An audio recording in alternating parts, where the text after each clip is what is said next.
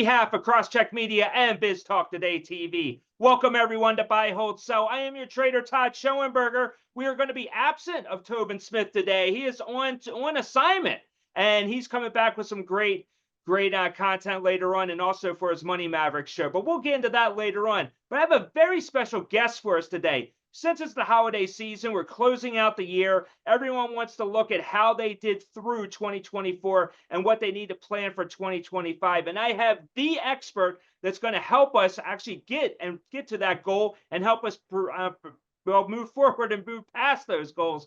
Anyway, we'll clean that up later. But I have with me Evan Marks. He is the founder of M1 Performance Group out of the tri-state area. Evan, welcome to Buy, Hold, Sell. First of all, the energy is unbelievable. I feel right at home. I'm like, are you sure you're from Maryland? I feel like you're a New Yorker true and true. Todd, thank you very much for having me.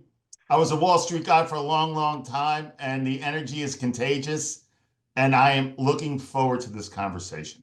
Outstanding. Well, yes, I know you can feel the energy, and I know that you being a Long Island guy and also a lacrosse guy, and as the audience knows, I am very, very fond of the sport of lacrosse. I obviously have a son who everyone knows is playing collegiately, and we'll talk all about that in a little bit. But tell me about your experience with all this, because you have the Wall Street background, Evan, and you really tie this into performance coaching. Can you tell the audience a little bit more about the background? So quick, skinny, I didn't even know what the hell Wall Street was, by the way, but I went to University of Pennsylvania, which seems just to be an incubator for Wall Street. And I went to school with an identical twin brother named Steven, and he got recruited by a guy named Steve Cohen at SAC Capital. I think they were earning 50 million. And my brother's like, Ev, you got to see what these guys are doing. They're making tons of money. It's competitive. I go, what do they do? They go, I think they trade stocks and stuff like that. I'm like, that's all you know? He goes, that's all I got. I was on the road to go to JP Morgan Consulting. He's like, you got to nix that shit. He goes, you're in the wrong arena. So I literally went back, missed all campus recruiting, and I got a job with a place called Spear, Leeds, and Kellogg. Oh yeah, no, well. Small specialists, but they have an over-the-counter. They were in the Amex, obviously New York Stock Exchange. They were massive. I never heard of them. Not that I knew any other firm besides Goldman and everybody else. And that's how I started my career. I lived on Gold Street. At that time, it was like a crack den. And I made 18 grand a year in this program. I lied to my mother. I was a bartender on Liberty Island during the week until I started to get a sniff of what the hell was going on. 2 years later, I got poached out and I went to a place called J. Goldman and Company where I started my hedge fund career. Met some incredible coaches along the way. And then I finished my career up at a different fund. And I was 46 years old and things were great. It was, probably the top of my career. And all of a sudden, I thought I had a heart attack. Oh, boy. I was like, wait a second, this is not supposed to be happening. I'm 46. I got 2 daughters. I got a wife who I think is happy. It's still always debatable. And I saw a neurologist, and they said, you had a massive, massive panic attack. I said, what are you talking about? Oh, boy. And all of a sudden, it's like the gray matter in your brain has really been damaged. He's like, you got to reconsider what you want to do with your life. I said, excuse me? I said, I just bought a fucking house. Yeah. I said, I have 2 young daughters. He's like, I'm just letting you know. My wife was in the room with me. She's like, you have to reconsider. I'm like, no shit. And fortunately, I had a great coach before I retired.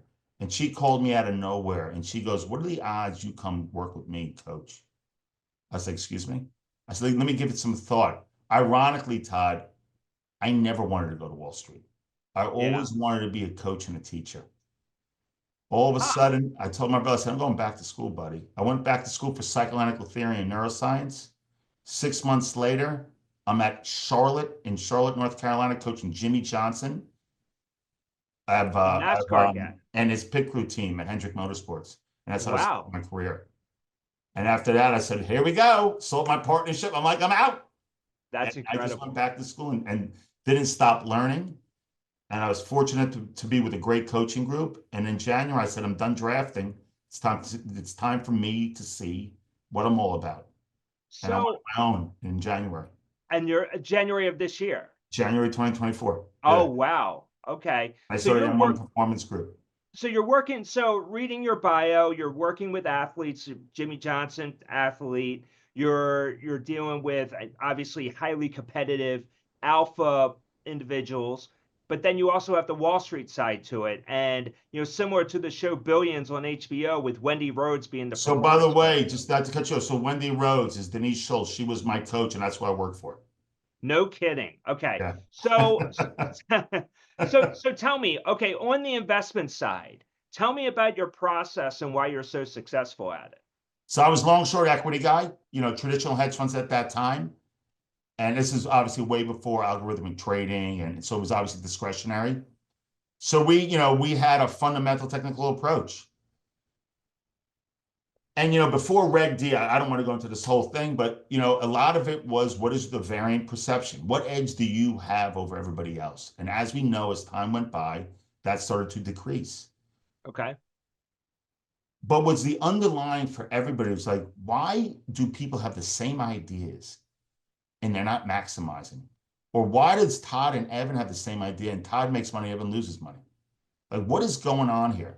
I had a coach way before Denise, just get bigger, do more work, put more risk on. Da da da da da. I'm like, that doesn't work though. I started to understand there's an emotional, mental component to this game. Yeah. Luckily, midway through my career, I said, you know what? This whole thing about getting bigger, doing more work, running more money, it's not solving my problem. There is something going on under the hood unconsciously that I'm repeating these same patterns. Why? Why do I keep doing this? Then I realized how important the mental side of this game was. But until somebody came by and said, listen, by the way, you ever hear about emotions and past behavior and learned behavior? I'm like, what the hell is that? So once we Yeah. started to understand the psychology of this game, it transformed everything. And I was very fortunate to leave it because I always wanted to do this. So maybe it was COVID, maybe before COVID, maybe it was Simone Biles. But we started to understand, like, wait a second, what is mental performance? How important is this? Is this really the edge that people need? Well, we know now, we knew this in life, that psychology is 90% of the game. And I said, Okay. I have to be a part of this because it helped me and I want to have impact on others. So my process was like a process like anybody else: fundamental, technical, catalyst driven, duration. But nobody was talking about this mental side. Not enough to talk about emotions, behavior, experience, wiring in the brain. It wasn't even around. Though Freud's been around for obviously years and hundreds of years, but nobody was putting this together. Yeah. How are emotions data? How do we bring the unconscious conscious to form new experiences? Okay. So wait a second. So you're telling me in the game of trading, this is an edge? What about CEOs? What Well, about athletes? Even though the frequency that it hits your nervous system, because trading's fast, right? You're getting that input hitting your nervous system constantly, right? Fight or flight, impulsivity, intuition, where corporate America is maybe a little slower, and in athletics may be a little different. But in trading alone, there's no better arena to yeah. really hone in on your mental game. So, okay, so let me ask you this. So, let's take a portfolio manager. You being in the hedge fund space, I was in the hedge fund space. If you have a portfolio manager that's up 20% this year, they're probably are they seeking your guidance, or are you talking to the guy who probably is down 5% for the year? Well, like anybody else, right? When you go for coaching, it's not like things are going well, right? You go when you're stuck and things, either you're plateauing, stuck, or you're in a pickle. But the thing about coaching is so interesting is that our job, my job, is to listen to what you're not saying and pick up on emotional patterns. And then it's really to marry the why and how. Why am I doing this? Which sounds like therapy. But how the hell do I get out of this? But it's not really getting out of this. how do I build a new mental foundation that I can leverage off of? Right? Because boom and bust guys and guys who are not consistent, we really start to get on this emotional roller coaster from panic to euphoria all over the place. How are we able to stabilize that where consistency with evidence builds confidence?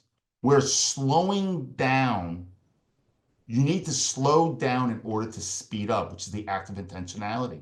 How do I get buy-in that once we understand why we're doing this, we course correct, we start building new foundations, do we now stretch, right? So if somebody's up 20%, they may call me. Why? I've been up 20% before and I gave it all back. Right? Is that a matter? Do I deserve this? Am I a fear of success? All these things are learned. If a guy's down 20%, 5%, excuse me, whatever number it is, I'm cautious, I'm afraid. All of a sudden we go into survival mode. Right now, fear of embarrassment, fear of judgment, fear of shame. How about this? The brain predicts into the future. It's what it does, a predicting mechanism. Well, if I make one more bad trade, there goes my house. There goes my wife. My kids, what's going to happen here? And we go down this fractal ladder that's dangerous. So how do we prevent that? And not only prevent that, how do we build something that we know to get off the first exit? We know how to downshift, to get to neutral quick. That, by the way, is a choice. So all these things, this is a crash course, obviously. So I don't want everybody thinking this happens by Friday. Right. But all Right. these things are so important in the mental game. Yeah. But we have to know the unconscious before we can make it conscious. We have to know what drives Todd. Why are we doing what we're doing? And once Right. we Right. do, we start adding, Right. we have Well, okay. emotions. Go So, ahead. so, so, I don't mean to interrupt you, but then I'm trying to get an idea. So I'm the portfolio manager, and whether I'm up 20, down 20, whatever it is, how much risk I'm taking to achieve these returns. I mean, I'm sure a lot of it goes into it. I mean, are you just sitting down with these people one on one? Are you in their office? Are you watching what they do on a daily basis? I mean, how intrusive does it actually get? It's a very intimate relationship, right? Because everything is connected. If Todd's having issues with his wife or things are going on, does it affect his performance? If all of a sudden we're up 20% and we're being cautious instead of being conscious, what's going on? Because we don't want to give it back, right? Because when you trade cautiously, it's not a healthy place to be. So I meet with people once a week and we chat things out. But what's different about my practice, I speak to people usually anytime they need me. So if there's a decision to be made and they're nervous and scared and they need to talk it out so they can hear themselves, right? They as opposed to thinking about it, Todd, you start verbalizing things. Those words actually carry an experience. So we start to hear ourselves, right? Because you know how people just, I was thinking about that, but I didn't do it, right? So we start to verbalize things. We get to see what it is. We get to hear it, see it, feel it. All of a sudden, what the narratives that we had start to shift. And why do they shift? Because I'm very afraid right now, Evan. I'm up 20%. I can't give it back. I need to have a solid year. Okay. You're afraid. Acknowledge it. Okay, I'm afraid to give it back. Good, good. Now let's put space between that feeling and the next decision we make, which is a behavior. All right, I'm allowed to be fearful. I'm up 20%. Okay, we ask a question. Okay, what am I trying to accomplish here? Why am I in this trade? What is my edge? Voice it. So when we ask self-exploratory questions, it puts us in a seat of influence, which is consciousness. Now, okay, you know what? I like the entry. I like the reason. I like the whatever it may be, what we're looking for. All right, let's put it on. But now we're coming from a seat of calmness, of intuition, as opposed to impulsivity, right? Impulsivity is, consider impulsivity chaos, where intuition is calmness. So we don't go from feeling, behavior, experience. We're able to put space where it's not just automatic. We're not an autopilot. So now, by slowing it down, Meanwhile, our foot's still on the gas, but we're able to slow our thought process down to pick the right behavior. And the more times we do that in these situations, right? I can't control how you feel. I was nervous for 23 years. My assistant would look at me, how you feel? I go, very nervous. He goes, but you don't act nervous. I said, well, that took a lot of time. I can have an emotion.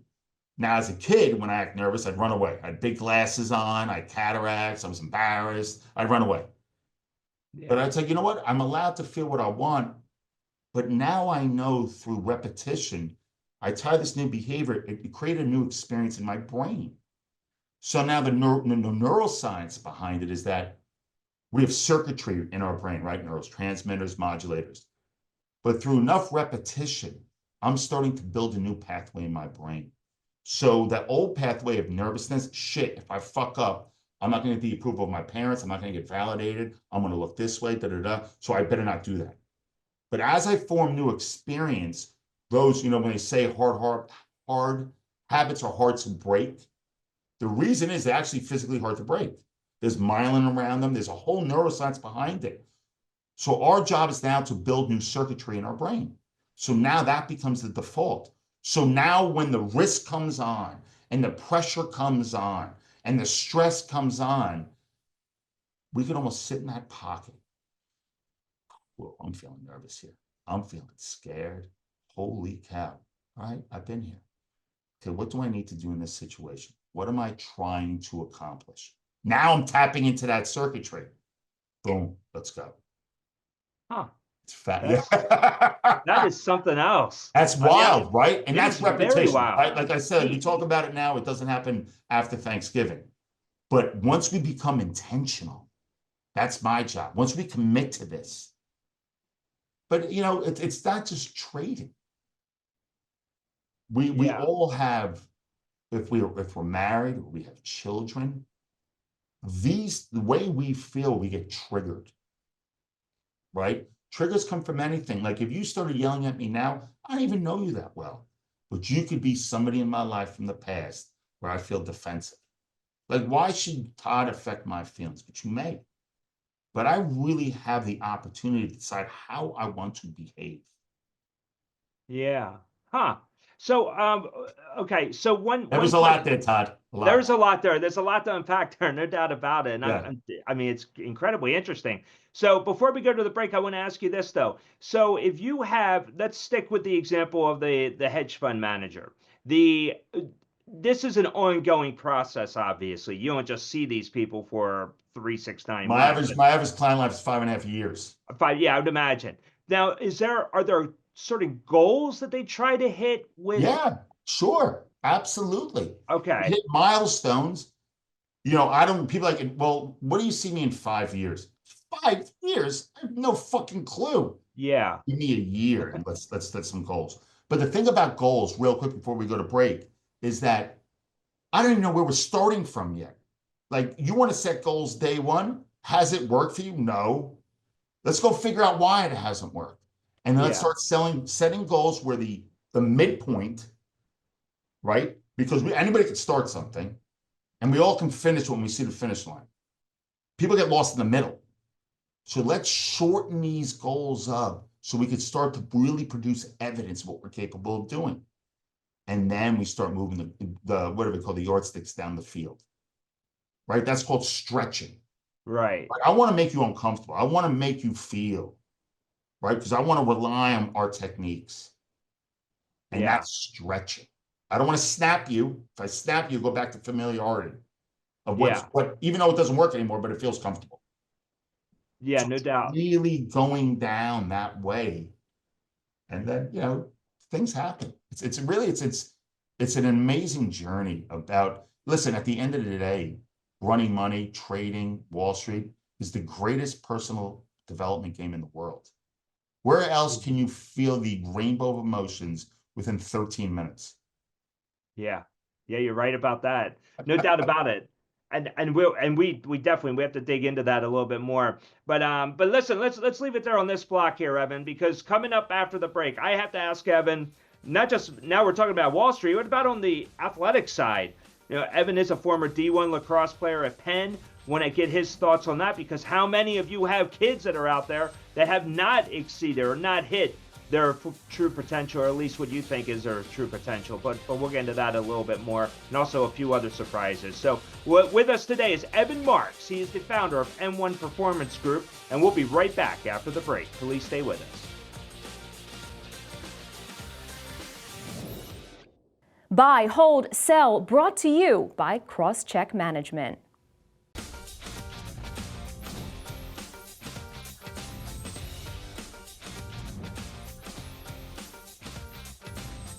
Welcome back to Buy, Hold, Sell. I am your trader and host, Todd Schoenberger, and my co-host and friend, Tobin Smith, is not with us today. He is on assignment, but he will be back for a future Buy, Hold, Sell and a Money Mavericks, which he has a few surprises there coming up over the next few weeks. But with me today, and this is the most important guest we've had in a very long time, is Evan Marks. He is the founder of M1 Performance Group. And Evan is a performance coach. You're probably familiar with Wendy Rhodes on the show Billions. But Evan, he seems to know a lot more than Wendy. I got to say that's for sure. So Evan, when we left off in the last break, we were really talking about, how it works with on the professional side from a Wall Street angle. And I have to tell you, from my own personal experience, I was built, as you know, I'm from Maryland, and I was built in this household where it was almost like you have to work hard, be the first one in the office and the last one to leave the office. And that type of perseverance is going to result into success. And that's on the professional side. On the athletic side, I have a son who is playing collegiately, playing lacrosse like yourself, like you did. And I always question the mental spot of that. I have to think that a lot of that is mental, of how you go about your conditioning and your drive to want to win and continue to be competitive.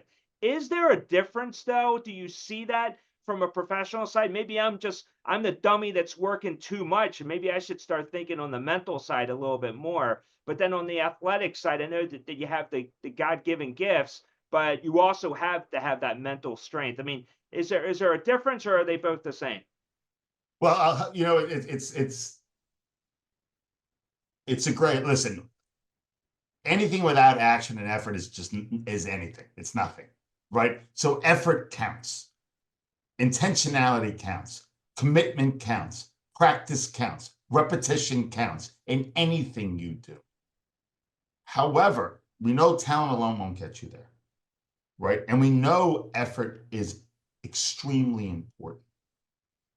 But it's also, how do we think? What's our mindset?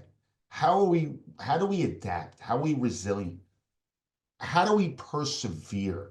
How do we define struggle, and how do we respond to it, not react to it? How do we respond to it? We know one thing. I'm 52 years old, and I can say it with 100% guarantee. Can't guarantee results. I'll say with 100% guarantee, life is not linear at all. If you told me at 52 years old, I'd be speaking to you as a performance coach, I'm like, listen, man, go back to Woodstock and have a nice life, because this is not happening. Right. But it does. So it's so interesting. I always hear that in struggle, like in performance. Remember, mental performance, or performance in general, equals potential minus interferences. It's a very clean equation. We all have potential. But what happens often is the interferences get in the way, right? That could be learned behavior. That could be certain program we had, obviously, from our caregivers, or just society as itself, right? Environmental, obviously social media. I have two daughters, 14 and 12. So once we really start to understand what are the things that are not helping me any longer, right? So when you talk about sports performance, like your son, all right, I have all this potential. I am doing all this work. What can I take out of the equation? The old addition by subtraction. When we add, I'm going to do this, I'm going to do this, I'm going to do this. Well, sometimes the greatest leverage is taking things out, is in the simplicity of it. So we're able to recognize that. When we talk about intuition and impulsivity, or all these things, or emotions, right? How do we better understand the interferences so we have the ability, the opportunity, and the possibilities to live our potential? It's an amazing thing if we keep it that simple. Well, you know what, Todd, this doesn't work for me. Well, why don't you stop doing it? Right? Let's do more of the things we value. Let's do more of the things that are going to get us closer to our goal or fulfillment or whatever the hell you chase, whatever we're trying to accomplish. Let's do more of that. Right? You know, it's interesting. I did a post this week. The power of your yeses are directly correlated to the power of your no's. And what does that sound like? That sounds like sacrifice, right? That sounds like really doing the things that you value, Yeah. right? It's Yeah. really important. So when you talk about your son as a lacrosse player, right, it is a mental game, but that's not void of training. That's not void of learning. That's not void of intensity, aggressiveness, all these things. But you know what? I'm sure your son's career in college isn't going to be something in zero. There are going to be some losses along the way. It just happens. I wish him the best of luck, by the way, but it's Yeah. inevitable. Right. How do we respond to that? Yeah. Are we victims of the circumstance? Possibly, but once we live in victimhood, we're in a different ballgame here. How do we Yeah. bounce back? How are we able to compartmentalize? I can't believe I got that word right. So I usually chop that thing up to smithereens. How are we able to feel what we feel, give ourselves permission to feel defeated, to feel a certain way, and say, okay, man, I'm allowed to feel that way. However, not but, right? But negate. However, what do I need to do right now to get stronger? Feed Yeah. forward. This is, you know what? I'm gonna go for a run, right? Right. I'm gonna, Right. because sometimes when we get lost in thought, get lost mentally, sometimes the greatest way is to go to the body, right? You can't overthink stress, right? You can't overthink. Sometimes you have to go physical to let your mind relax, to come to a baseline, and then we go back into what's going on. So all this is fucking mental performance. Right. We're mental beings. We're living this human experience. We all have stories to tell. Nobody lives a vanilla life. It doesn't happen. Yeah. So the question is, how do we respond? Remember, react is reacting the past. How do Yeah. I respond? How do I move forward? How do I get to neutral and move forward? So, no, you're right. So let me ask you this. So, what about in the when you're coaching and you're talking with your clients, what happens if whatever it is that they're trying to achieve, your client's trying to achieve, what if it's not the right path? What if it is really just something that they're just going to continue to hit that wall, a dead end? I'll give you an example. Good. Let's say here I'm the CEO of CrossCheck Media. CrossCheck Media in the past 2.5 years has grown from really a show that we try to sell to a major network to now we have a dozen shows and we're broadcast worldwide. It's great. The exponential growth has been great. But what if we do hit critical mass? Like if you're my coach, are you going to tell me one day and say, because you're trying to get optimal performance for me to make CrossCheck Media more valuable, but what if it isn't the right path? Are you going to tell me as your client to say, I think you need to redirect and go elsewhere? Or are you going to just say, just keep going, it's going to work for you eventually? All right. So let's take that example. We're at critical mass, right? By the way, congratulations. All Thanks. right. Let me ask you a question. So we're here. Eb, how you feel. This is what I'm experiencing. Okay, so what are we trying to accomplish? What are you trying to accomplish here? I don't know, Ev.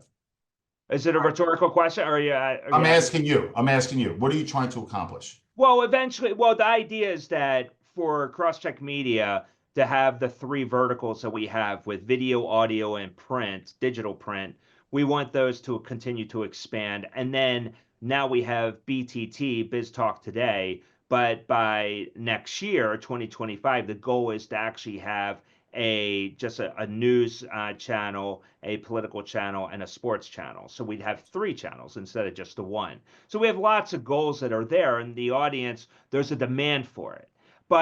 but as you know, there's a incredible amount of work that goes along with that, and the competition is building, obviously. So do you then say to me, I don't know, Todd. I mean, this you might want to think about, rethink this, and maybe look in Well, the what are the challenges you see? Listen, we can't, we don't know when the delivery truck that has challenges and obstacles come its way.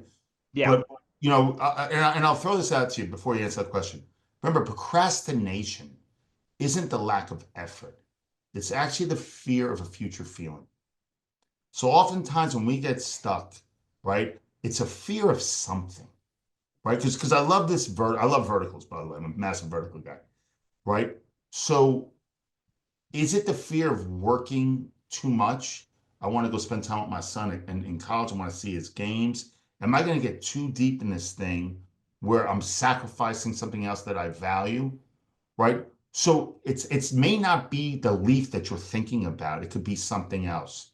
So I would ask you, what do you see the challenges going forward, professionally and yeah. personally? Well, it's time.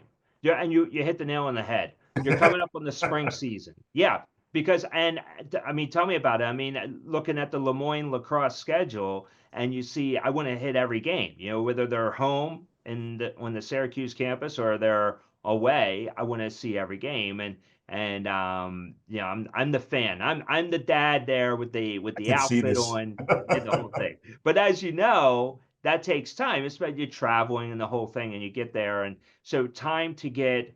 So what I guess the fear of that is by committing that time, that is very valuable to me, then that can actually take away from some of the initiatives, and it kind of puts things behind. And then if we're behind, then we have competitors that can be gaining ground, and we lose that. So I guess, that is the balance, but trying to keep it together. But I guess in my situation with CrossCheck, I mean, we've seen the success of it, and it continues to grow. So I would be your client, and I'd say, you know what, Evan, you're awesome. And you talk to me for 10 minutes, and I'd be like, yeah, we're off to the races. But I would imagine you have some clients that you're like, you know what, I don't know if this is going to be the right path for you. I would imagine, because even on the athletic side, you can have all the will you want, but you might not have the athletic ability to advance yourself and be elite. And so I would imagine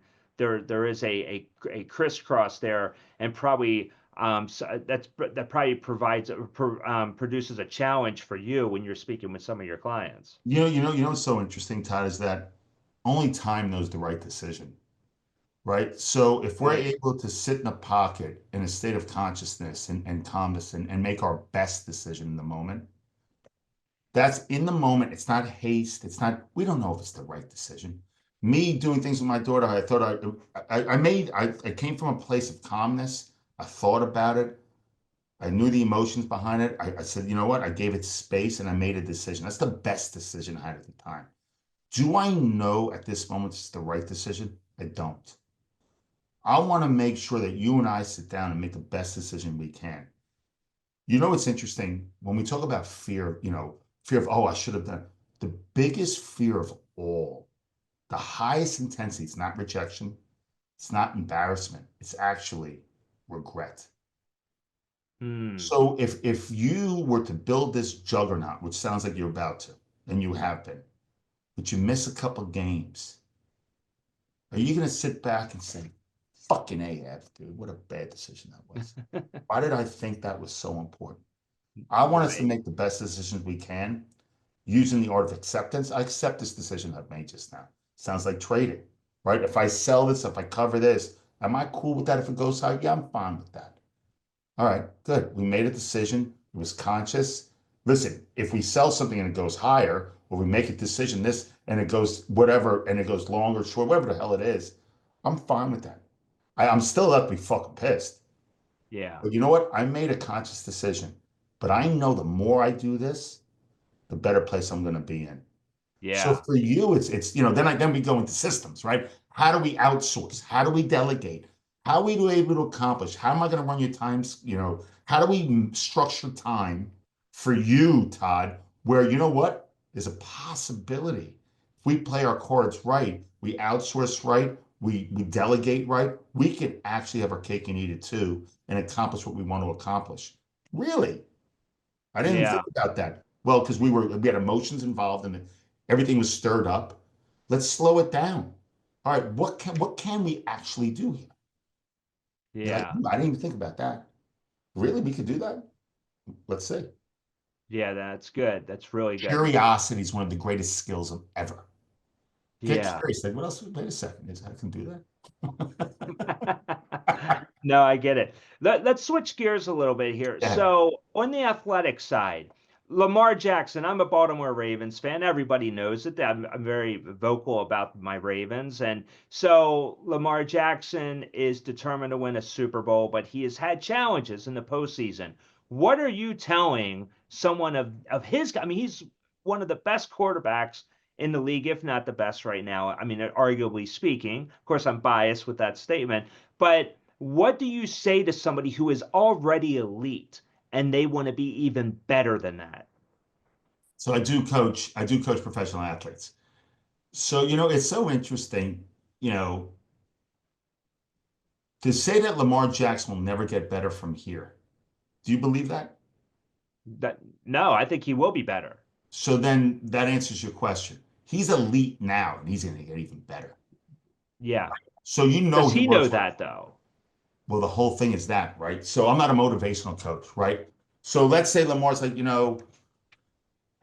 he's getting better and better and better, right? Now, expectations. Remember, as a trader, you're not being judged. Maybe by your manager, maybe by your investors, this, that. The thing about athletics is you're constantly judged, constantly. Look at Aaron Judge, as I used Judge twice, and the guy's one of the greatest baseball players ever. He was Yeah. being judged in the World Series. Like, seriously? Yeah, I How could know. you even dare? But you know what? He's a human being.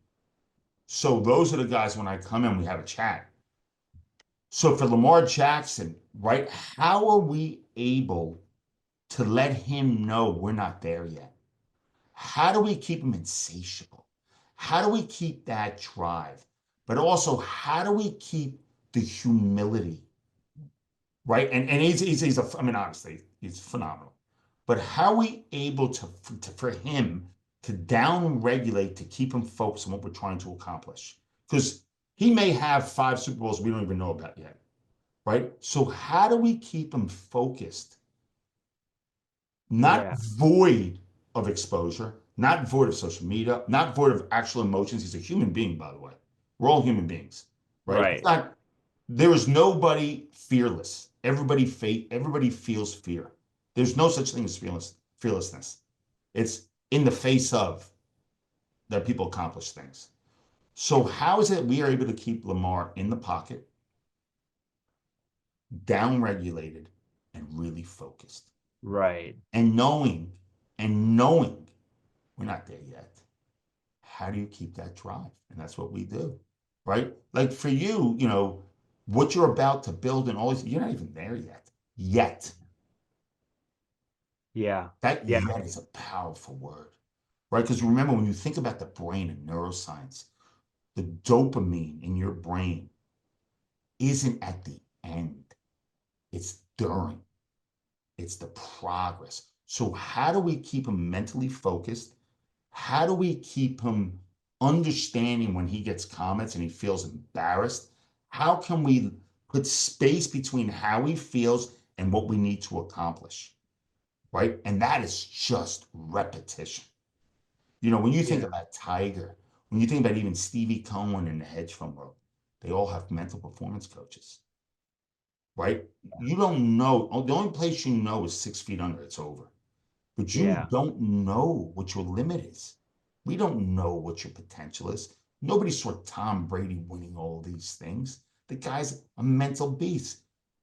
Kobe Bryant, please now. You don't think their belief systems are Yeah. so solid, but don't think it was never shaken. Of course it was. So how do you build, and you talk about your son, me, you, what is resilience? Resilience is not void of emotions. Resilience is in the face of Yeah. what do I need to do now? And What we do you need to tap do? into that circuitry. I've done this before, right? Because we said it early on in this episode, the brain's predicting.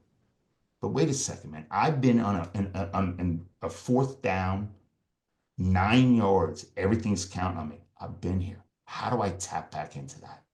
So you know what's interesting is that I know I'm going on a little run here, No, it's okay. but what's important is when we do something well, we always have to give ourselves a little bit of credit. Not a Cowboy or Baltimore Ravens cheerleading party. The importance of giving ourselves a little credit helps the circuitry in the brain because it solidifies growth. It solidifies a belief system, right? Not to get euphoric about it, but to say, you know, Todd, man, I like the way I handled my son's schedule. I like how I stayed in this pocket. I know I have more in the tank. Well done, my friend. Right? You tell yourself that. You don't have to have a massive party, but let's keep going. That Yeah. self-validation, Yeah. fucking massive, That is. That right? is. Not That's awesome. arrogance, not this, but that, but come on, we got this. We got this. Let's go. Right? When you look at Simone Biles in the Olympics, you look at Ronaldo, Cristiano, look at what they're saying to themselves. Our words matter. How we speak to us, how we feed ourselves verbally matters. Right? When you say you're feeding the wolf or the dog, we got to feed the dog. Right? Our words count. We hear them. We know now through research, when we verbalize, leaves our mouth, those things count. And by the way, an occasional fuck you when you're pissed, that also is a trigger to say, wait a second, let me take a pause here. All right, I know what that means, but I know the behavior needs to be tied differently now. I'm not going to go sabotage myself. I'm not going to go do this. I know what that means now. That's my personal dictionary. In the past, Yeah. I would do something stupid or do something that's familiar, do something in the old circuitry. Not anymore. No, no, no.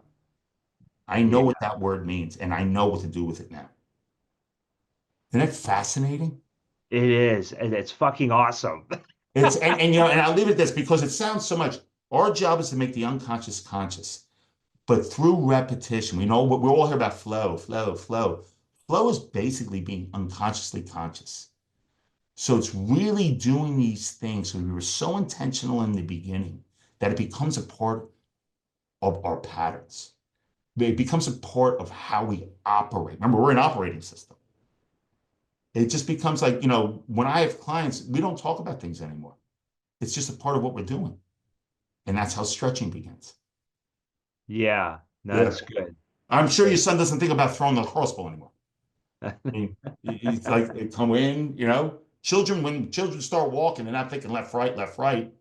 It's really trial and error. And they start to operate that way. Yeah. Yeah, Yeah. you're right. Yeah, it's muscle memory at this point. Yeah. No, Yeah. no doubt about it. It's fascinating stuff. I can talk about this shit forever. Oh, I love it. Oh Yeah. my goodness, this is great. One final question for you. How can the audience reach you? I mean, I'm sure we have a lot of audience members right now that would love to talk to you and So I have a powerful social media team, which I'm really proud of. So we're on LinkedIn.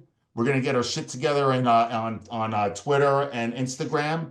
okay. I have a website, M1 Performance Group, that has a discovery button or a book me button. I do introductory phone calls to get to know people and Okay. stuff like that. And I'll be doing a TEDx talk in a couple months about curiosity on the mental performance side, which I think is going to be pretty killer. I'm looking forward to that. Don't know the time Wow. and date yet, but I'll send it to you. And Yeah, I would love it. I've done a whole bunch of podcasts and all that stuff's on my website as well. Well, that's great. Well, we have the Interested. website. We have the website on the screen right now at the bottom, and also anybody that is listening to this show, we will have a link built into the description. So definitely reach out to Evan. There's so much value there, and you heard the value proposition from this show. I can't imagine there's so much more as well. It's, you know, I'll leave it at this. The journey's amazing, right? As long as we give ourselves a chance to progress, right? In the beginning, if progress can be elusive, give yourself that gift of patience. From patience doesn't have to feel like you're in neutral, but watch as it starts to expand. But you need to start somewhere. Just give yourself, when you feel like, give yourself another day, because it starts to build. And the greatest gift you have is when you look back and you say, I can't believe I'm fucking here. And that takes repetition and consciousness. Incredible. Incredible. Wow, this is amazing stuff. I got to check out the TEDx talk. I'm so impressed by that. I'll send it to you. It's gonna be killer. Oh, I hope so. I'm very Can't wait. Can't wait. Yeah, Rip's looking good. Yeah, we'll push it on our end as well. So that's great. So Evan, thank you so much for joining me today. You said so much, and I know personally I got a lot out of it, and I'm sure the audience did as well. We'd love to have you back on sometime. Todd, I appreciate you having me. It was a pleasure meeting you as well. And have a happy Thanksgiving. Likewise, happy Thanksgiving to you and your family, and to everyone else out there. And thanks again for joining us on Buy, Hold, Sell. And we'll catch you next time. Take care.